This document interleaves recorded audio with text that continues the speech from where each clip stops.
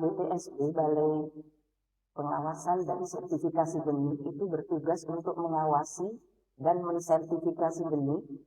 Di sini benih yang kita sertifikasi adalah benih tanaman pangan, hortikultura dan perkebunan. Benih itu adalah kunci kesuksesan dalam bercocok tanam.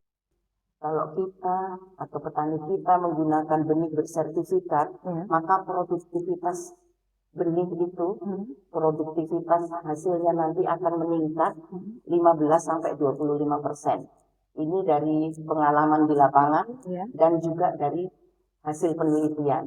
UPT BBTP Bantaeng menurut saya sangat inovatif dan sangat strategis dan patut diapresiasi, Mbak Nina. Luar biasa, ya. Di sini UPT BBTP itu bisa menjadi solusi atas masalah akses tanah. Jadi petani dengan mudah memperoleh benih bersertifikat melalui UPT BBTP dengan mengadakan program Aklamu Bine. Saya sangat mengapresiasi.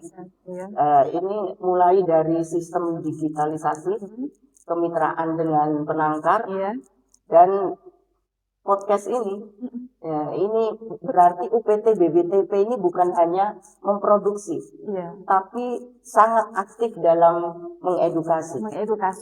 Melalui media digital seperti ini. Mulailah menghargai petani, karena petani itu adalah pahlawan pangan. Betul. Pahlawan pangan yang tidak terlihat, itu adalah petani. Sebutir benih, 1000 harapan.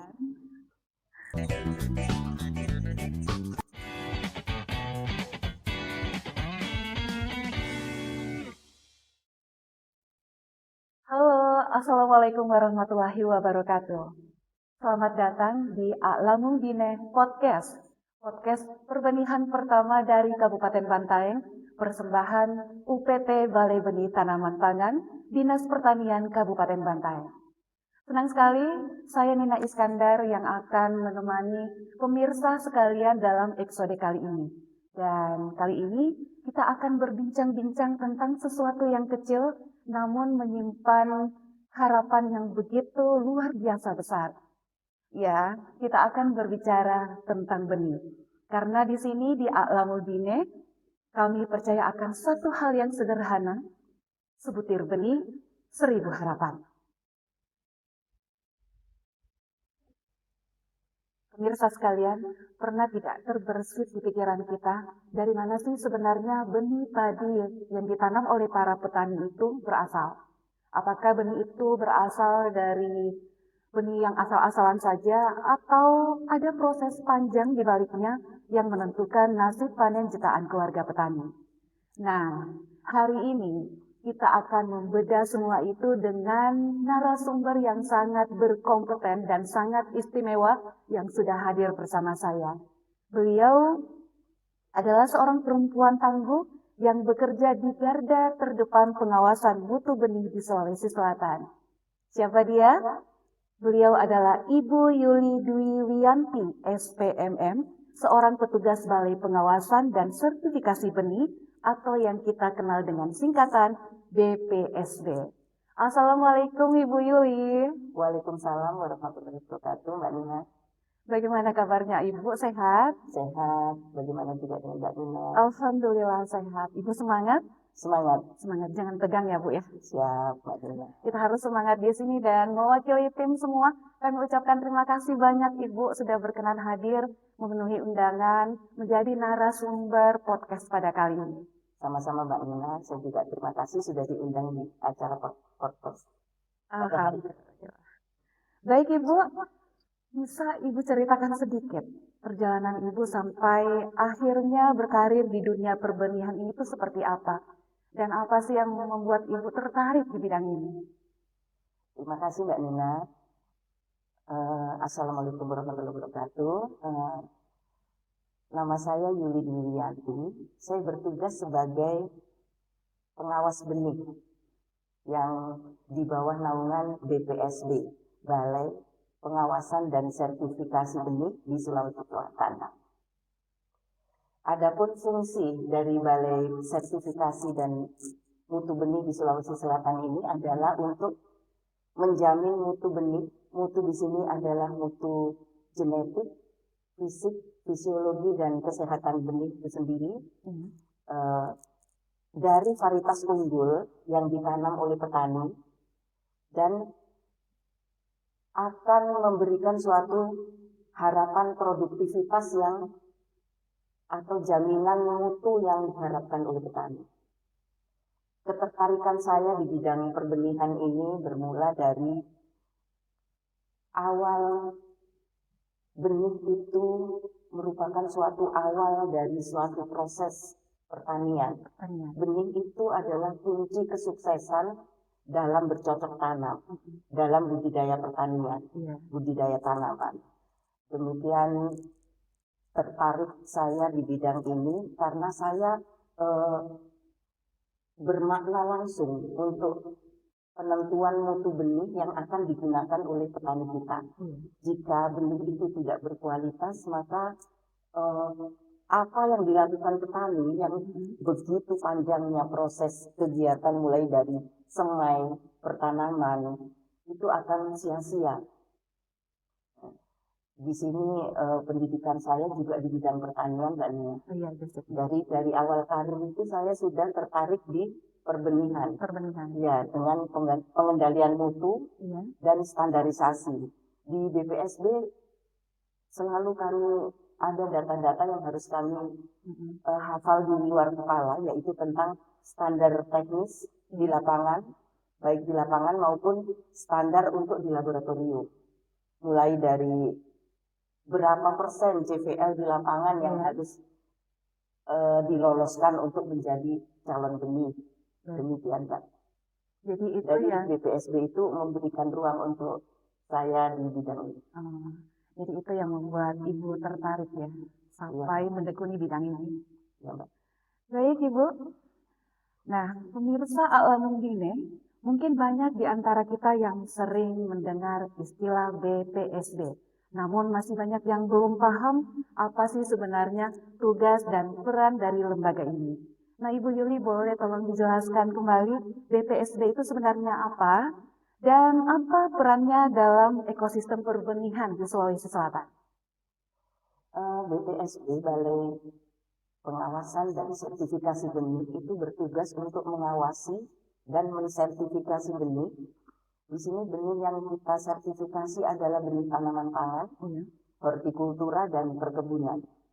Di Sulawesi Selatan perkebunan berdiri sendiri, Mbak Nina, disebut BSP, BSMBP, bidang perkebunan.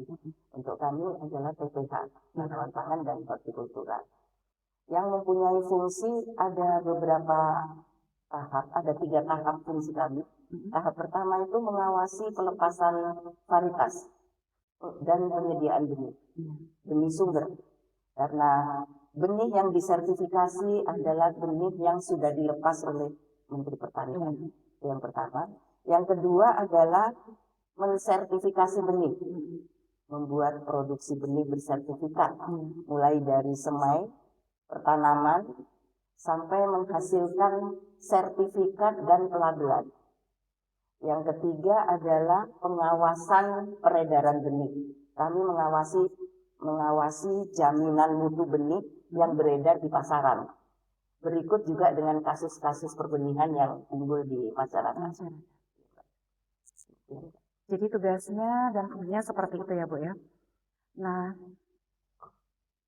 artinya kalau saya tangkap dari jawaban Ibu, BPSB ini ibaratnya wasit atau quality control benih pertanian ya Bu ya. Betul Bu? Betul, kami itu ibarat jembatan dari produsen benih ke petani. Karena produsen benih adalah yang membuat benih.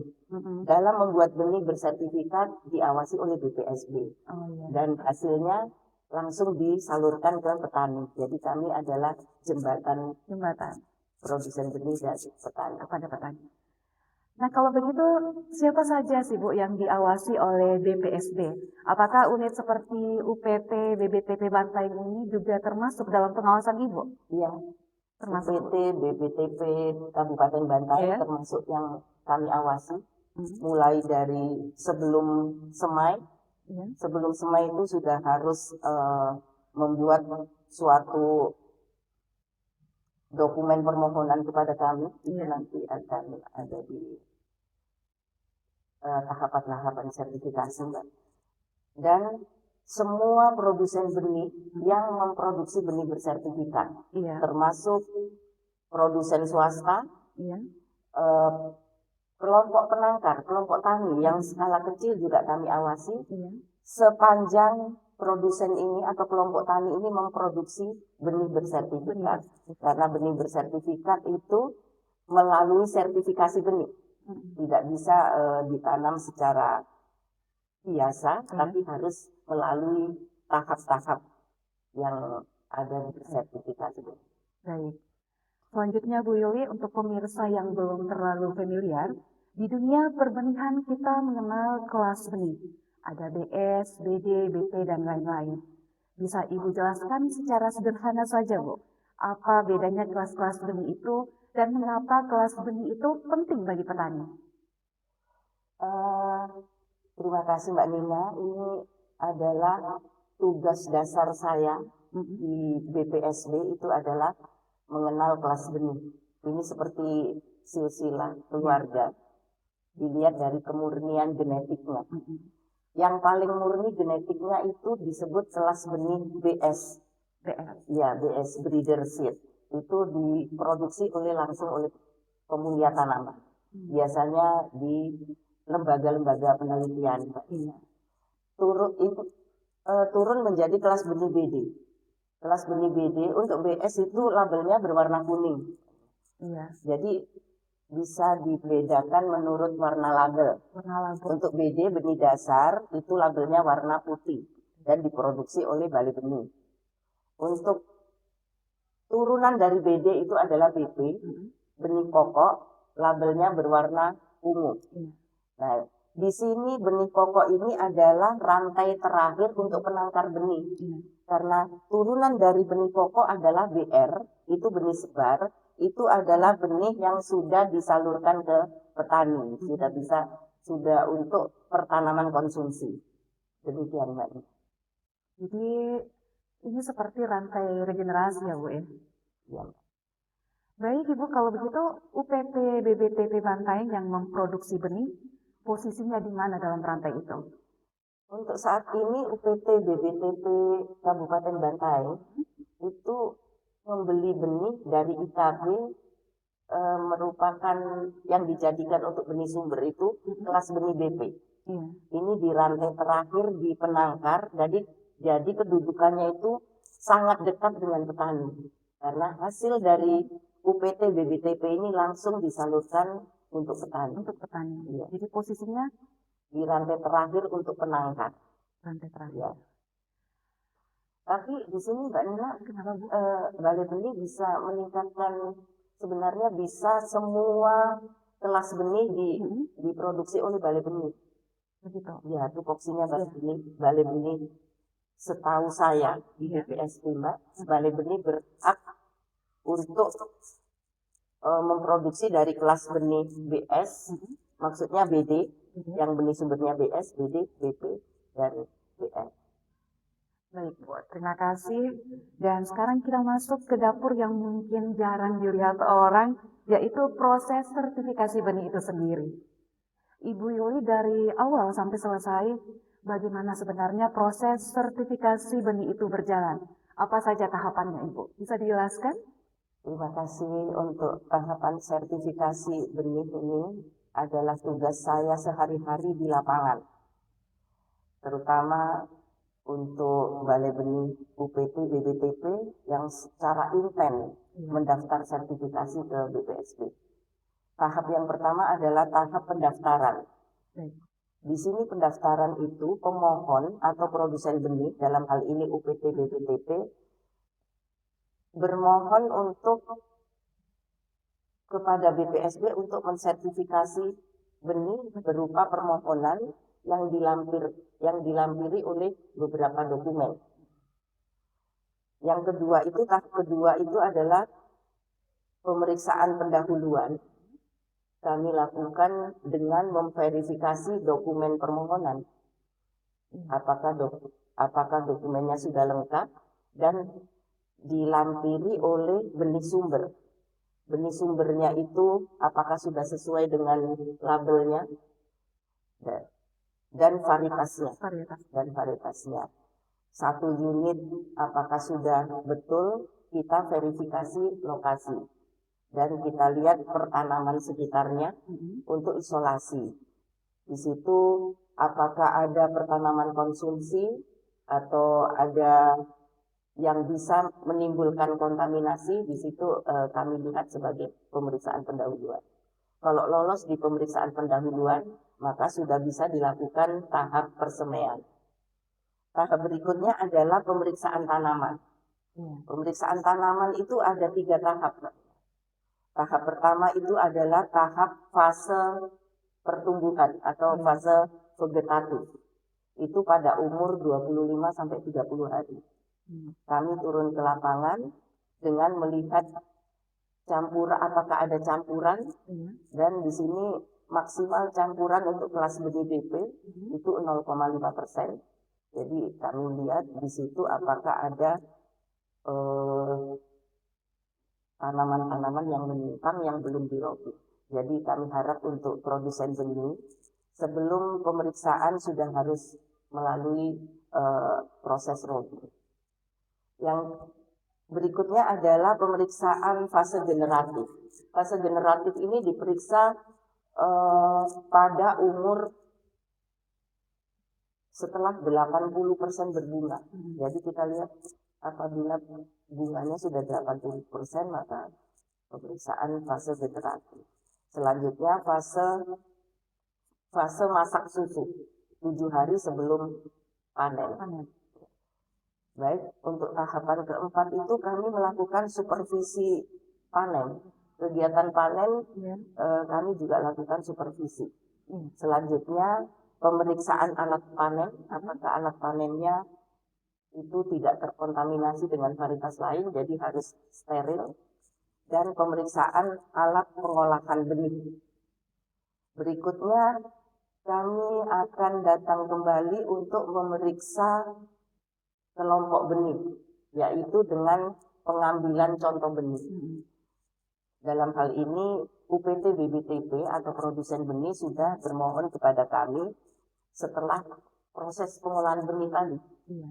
Setelah diuji kadar airnya, saya harapkan untuk produsen benih itu memiliki alat kadar air.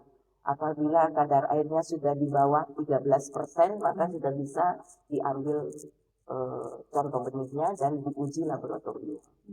Setelah itu tahap yang terakhir adalah supervisi pemasangan label. Itu setelah lulus di laboratorium akan terbit sertifikat benih.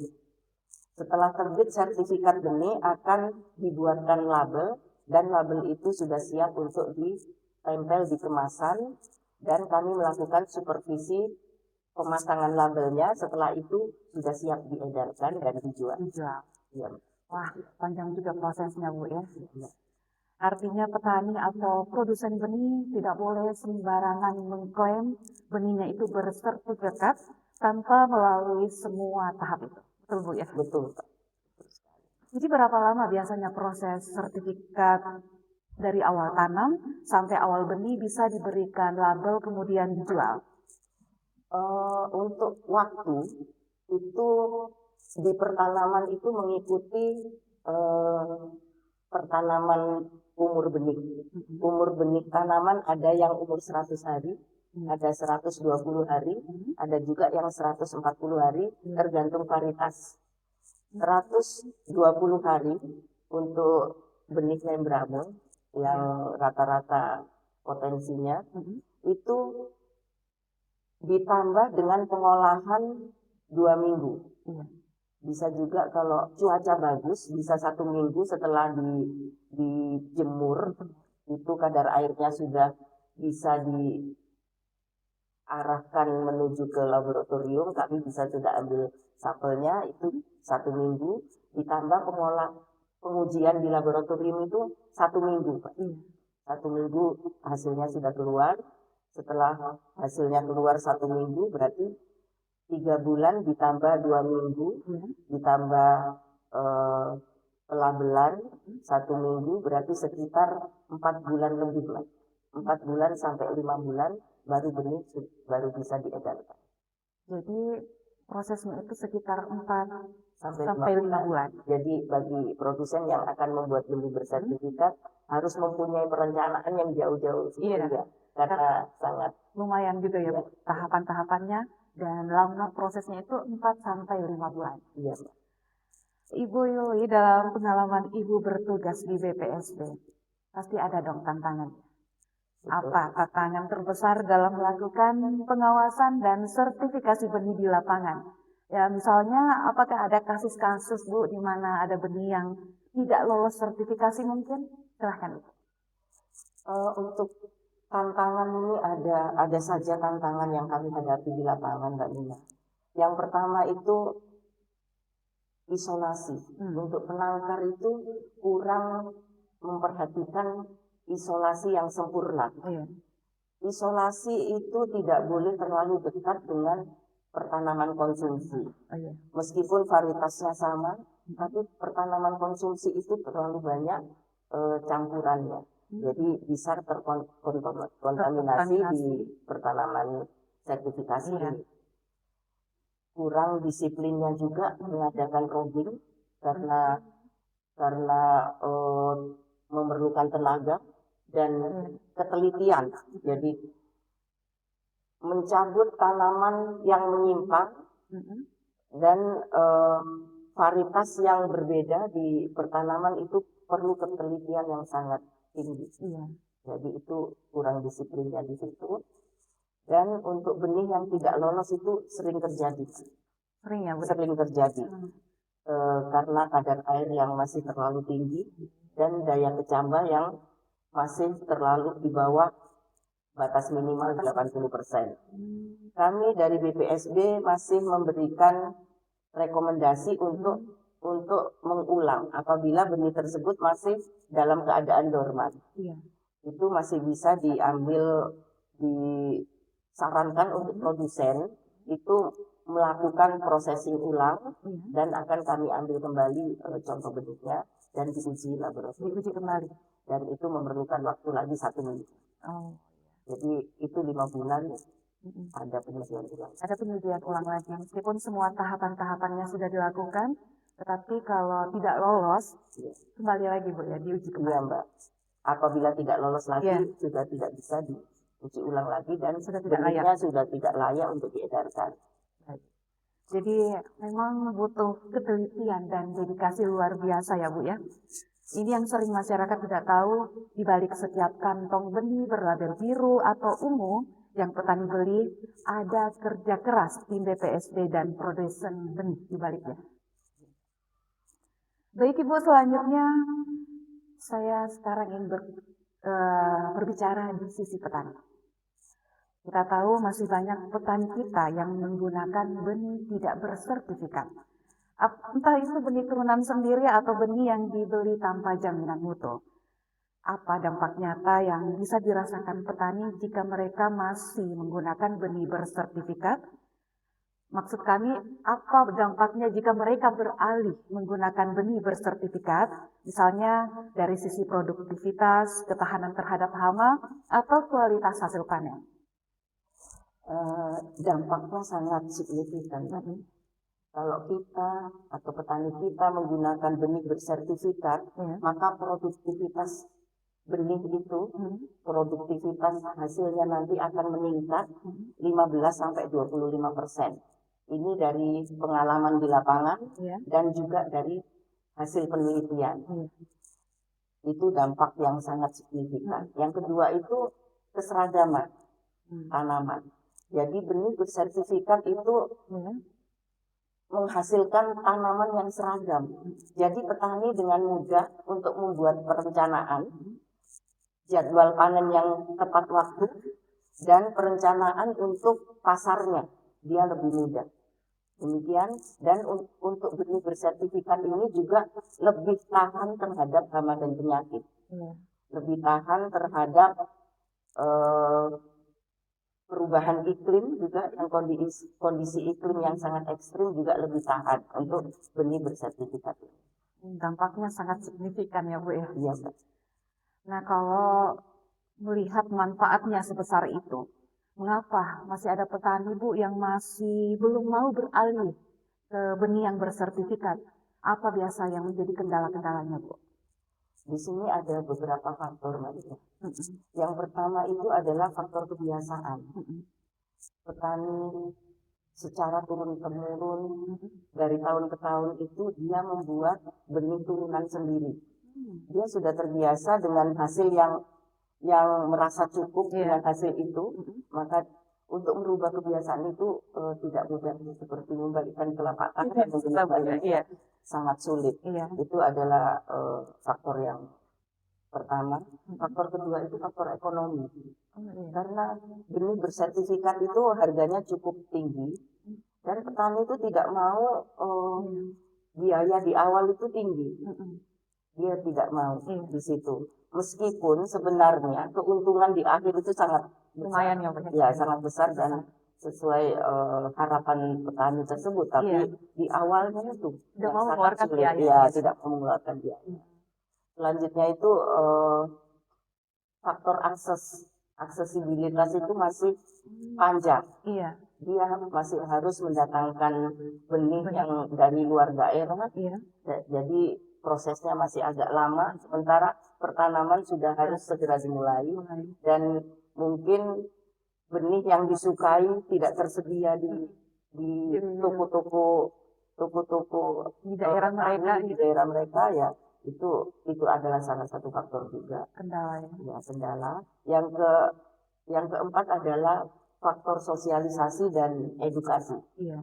Jadi mereka itu tidak tahu mana benih bersertifikat, mana yang tidak, mana tidak bisa juga membaca label. Misalnya ini label untuk petani atau untuk penangkar. Jadi perlu adanya sosialisasi dan edukasi ya. Betul ya, Bu. Nah, ini yang menarik, Bu. Salah satu misi UPT BBTP Bantaeng kita adalah mendekatkan akses benih bersertifikat langsung ke petani-petani Bantaeng. Menurut pandangan Ibu nih, sebagai petugas BPSB, bagaimana Ibu melihat peran UPT BBTP Bantaeng dalam mendukung ketersediaan benih bersertifikat di daerah ini? UPT BBTP Bantaeng menurut saya sangat inovatif dan sangat strategis dan patut diapresiasi, Mbak Nina. Wah, luar biasa ya. Di sini UPT BBTP itu bisa menjadi solusi atas masalah akses tanah. Oh iya. Jadi petani dengan mudah memperoleh benih bersertifikat melalui UPT BBTP. Jadi itu adalah suatu peran yang sangat strategis. Yang kedua itu UPT BBTP memproduksi benih sendiri. Otomatis benih itu sesuai dengan agroekologi Bantaeng. Karena UPT Balai Benih Daerah ini berkedudukan di kabupaten. Jadi memproduksi sendiri dan benih yang dihasilkan mudah didistribusikan ke petani dan varietas yang disukai oleh petani. Demikian untuk peran daripada UPT BBTP. Sangat berperan ya, Bu. Sangat berperan. Luar biasa. Yang terakhir itu UPT BBTP dengan mengadakan program Aklamu Bini. Iya. Saya sangat mengapresiasi. Iya. Ini mulai dari sistem digitalisasi, kemitraan dengan penangkar, dan podcast ini. Ya, ini berarti UPT BBTP ini bukan hanya memproduksi, tapi sangat aktif dalam mengedukasi. Ya. Melalui media digital seperti ini. Iya. Ibu Yuli, kita sudah hampir sampai di penghujung bincang-bincang kita pada hari ini. Namun sebelum itu, saya ingin bertanya yang agak lebih luas. Di era sekarang ada teknologi baru, ada perubahan iklim, ada tuntutan produksi pangan yang makin besar.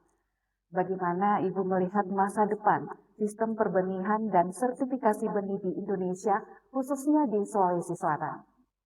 Untuk sistem perbenihan di Indonesia, khususnya di Sulawesi Selatan ini saya sangat optimis, Mbak Nina. Optimis ya Bu ya. Iya, ada tren-tren positif itu menuju ke era digital Digitalisasi ya, ya. digitalisasi, di mana sistem perbenihan atau sertifikasi ini nanti akan lebih menggunakan Boleh minum dulu Bu silakan.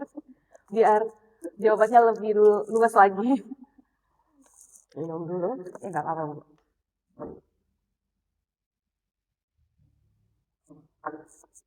Baik, untuk sertifikasi ke depannya akan menggunakan aplikasi online. Online. Ya, jadi itu memudahkan, efisien dan transparan. Yang kedua itu makin banyaknya varietas unggul baru yang dikembangkan sekarang. Itu untuk mengatasi dampak perubahan iklim. Jadi nanti varietas baru itu ada yang tahan kekeringan, ada varietas yang tahan di genangan air, ada juga yang tahan hama penyakit. Dan inovasi perbenihan untuk saat ini kan Sulawesi Selatan lumbung pangan nasional. Jadi potensinya sangat besar untuk Sulawesi Selatan. Dengan sistem perbenihan yang sangat kuat, maka produktivitas akan bisa secara terus-menerus meningkat. Demikian. Jadi memang ada inovasi atau teknologi baru Bu ya dalam proses pengawasan dan sertifikasi benih yang sedang atau diterapkan oleh BPSD. Ya. Yang seperti Ibu bilang tadi. Ada sinergi data nantinya diwacanakan antara BPSD, produsen benih dan Kementerian Pertanian. Jadi semua pihak bisa mengakses data tersebut melalui online dan bisa memantau stok dan distribusinya di pasaran itu tentang benih bersertifikat. Begitu ya Bu ya. Nah Ibu Yuli sebagai penutup, Ibu adalah perempuan yang berkarir di bidang yang cukup teknis. Bekerja di lapangan, di laboratorium, bahkan turun langsung di tengah hamparan sawah. Panas-panasan ya Bu ya. Nah, apa pesan Ibu ini untuk petani muda, para penyuluh atau siapa saja yang ingin berkontribusi dalam memperkuat ketahanan pangan kita? Apa pesannya Ibu? Pesan saya sangat sederhana Mbak Nina. Jangan meremehkan hal-hal yang kecil. Karena benih itu kecil, tapi hasilnya sangat menentukan dan sangat berbeda nyata hasilnya untuk hal-hal yang kecil ini termasuk benih. Jadi awalnya kita harus yang baik, benih yang baik, proses yang tepat, pasti hasilnya akan berbeda. Betul. Terus untuk petani muda, janganlah teruslah untuk berinovasi. Maksud saya jangan berhenti untuk berinovasi. Karena sistem perbenihan kita butuh orang-orang yang melek teknologi. Betul. Dan sekaligus juga melihat alam, tanah dan petani langsung. Jadi dua hal ini tidak bertentangan, tapi saling melengkapi dan bersinergi. Gitu. Bukan hanya dari buku. Yang ketiga untuk penyuluh dari saya sendiri sebagai petugas itu diharapkan harus selalu turun ke lapangan, bertemu dengan petani, ya, dengan tanah dan petani, dengan alam untuk menambah ilmu. Karena ilmu yang paling berharga adalah ilmu langsung dari petani. Selain dari buku atau teori yang kita dapat dari formal. Itu yang paling penting, dan untuk siapa saja mulailah menghargai petani, karena petani itu adalah pahlawan pangan. Betul. Pahlawan pangan yang tidak terlihat itu adalah petani. Jadi demikian Mbak Nina untuk pesan-pesan saya kepada kita. Masih ada Bu atau sudah cukup? Sudah cukup. Alhamdulillahirobbilalamin. Luar biasa sekali Ibu Yuli. Sudah berbagi ilmu, berbagi pengalaman, dan juga semangat buat kita semua pada hari ini. Saya ucapkan terima kasih banyak Ibu sudah berkenan sama-sama di podcast Alang Binen. Semoga semua pemirsa mendapatkan insight-insight baru yang bermanfaat khususnya kepada para petani. Saya yakin pemirsa Alam Bina juga mendapatkan banyak pencerahan dari obrolan kita pada hari ini. Ibu terima kasih, sehat selalu, sukses dalam karir Anda. Selamat bertugas kembali. Pemirsa sekalian, hari ini kita belajar satu hal penting. Benih yang baik tidak lahir begitu saja. Di baliknya ada tangan-tangan terampil seperti Ibu Yuli dan seluruh tim BPSD yang bekerja tanpa kenal lelah, memastikan setiap benih yang sampai ke tangan petani adalah benih yang layak, bermutu, dan bersertifikat. Dan di UPT BPTB Bantaeng, kami berkomitmen untuk terus menjadi jembatan antara benih berkualitas dan petani Bantaeng. Karena kami percaya, sama-sama Bu, sebutir benih, 1000 harapan. Sekali lagi Bu, karena kami percaya, Sebutir benih, 1000 harapan. Baik, pemirsa sekalian, jangan lupa untuk terus mensupport podcast kami dengan cara men-follow, like, comment, share, and subscribe semua akun media sosial kami yang ada di bawah sini. Jangan lupa ya, bagikan juga di grup WhatsApp kalian di seluruh petani, penyuluh, dan semua orang yang peduli dengan pertanian Kabupaten Bantaeng. Saya Nina Iskandar mohon undur diri. Terima kasih atas perhatiannya. Sampai jumpa di next episode. Wassalamualaikum warahmatullahi wabarakatuh.